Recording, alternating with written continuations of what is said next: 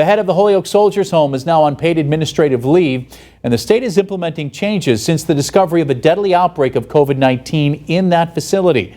Western Mass News reporter Audrey Russo joins us live on her way back from Boston, where she was getting answers for us today. Audrey? We went to the State House today for answers. The newest numbers from the state show 2 more veterans have died over the course of 24 hours at the Holyoke Soldiers Home. There are now 13 veteran resident deaths, 6 of which tested positive for COVID-19.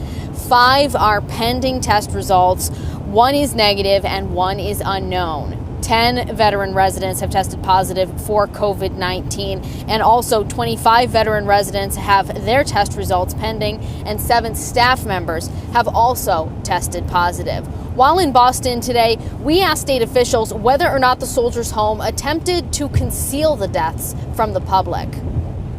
Governor Baker and the Secretary of Health and Human Services addressing the deadly coronavirus outbreak at the Holyoke Soldiers Home. Baker says a clinical command center has been established to stop the spread of the virus, with every resident and staff member being tested. We're also deploying a wide variety of available resources to help them.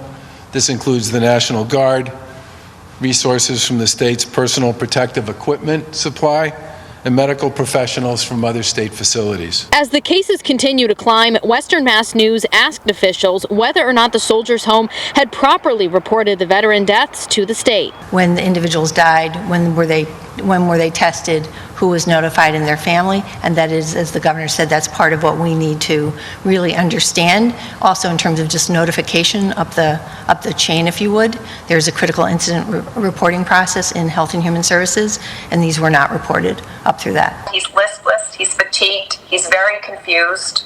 Cheryl Turgeon, speaking to Western Mass News over FaceTime, says her father, a resident at the home, is starting to feel ill. It's unconscionable how it got to this level. The state has set up a hotline to improve communication between the families and their loved ones. Turgeon says she feels as though the veterans, now locked in yet another deadly battle, have been forgotten. These guys are not expendable. I don't care what age they are. Western Mass News has reached out to the Soldiers' Home for a response. If you need information on a loved one currently at the home, we'll have a hotline phone number that they've set up for families to call. We'll have that number on our website, westernmassnews.com.